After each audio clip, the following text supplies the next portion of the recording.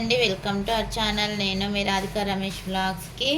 నేనైతే ఈరోజు ఎండు రొయ్యలు వేయించుతున్నా అండి. ఇవి పావు కేజీ సగం తెచ్చాము.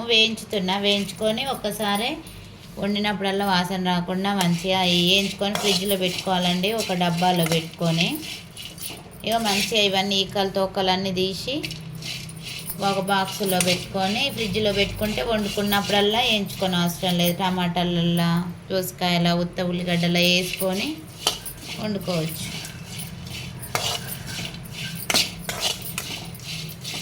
చూడండి, కర్రీ ప్రిపరేషన్ కూడా నేను చూపిస్తాను. ఈ ప్రాసెస్ అయితే కంటిన్యూ చేస్తానండి.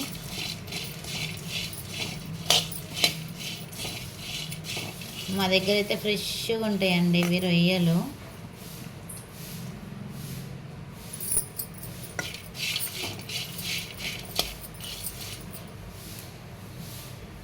ఇది స్పూన్ అన్నారు కదా, స్పూన్ కాదండి, గంటనే ఇది. నిన్న స్పూన్తో వండాక అని అన్నారు, కాదు ఇది గంటే. మంచిగా దూరగా వేయించుకోవాలండి. వేయించుకుంటే ఒక్కసారి వేయించుకొని డబ్బాలో పెట్టుకున్నామంటే ఇంకొక వేయించుకోకుండా అవుతుంది. ఇలా అయితే అన్నీ వేయించుకోవాలండి. నేను అన్నీ వేయించాక కూడా నేను చూపిస్తాను మీకు.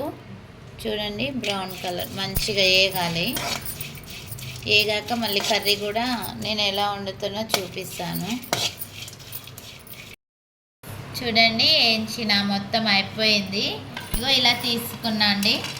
కూర వండడానికైతే ఇలా ఫ్రెష్గా తీసుకున్నా. చూడండి, ఒక్కసారి వేయించుకున్నా నేను. ఇవైతే ఇంకో హార్లిక్స్ డబ్బా, ఐస్ క్రీమ్ డబ్బా ఉంది కదా, నేనైతే ఇందులో పెట్టుకొని ఫ్రిడ్జ్లో పెడతానండి. అవసరం ఉన్నప్పుడు వాడుకుంటాయిగా. ఏం ఖరాబ్ వండినప్పుడల్లా ఎవరికి వాసన రాదు. ఇది వండితే బజార్ మొత్తం ఆమ్లెట్ ఇది అనగా బాగా వాసన వస్తుంది.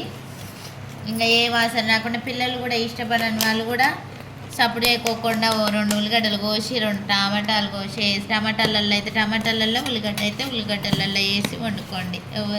ఎవరు ఎట్లా వండుతారో అట్లా. ఓకే అండి, ప్యాకింగ్ అయిపోయింది.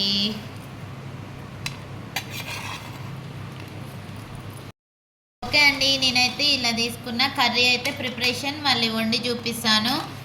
ఇది కనుక మీరు ఎలా చేస్తారో కామెంట్ బాక్స్లో కామెంట్ చేయండి, లైక్ చేయండి, షేర్ చేయండి, సబ్స్క్రైబ్ చేసుకోండి. కర్రీ వండేది మాత్రం ఖచ్చితంగా చూపిస్తాను. ఇప్పటి వరకు అయితే ఇదైతే చూపించాను.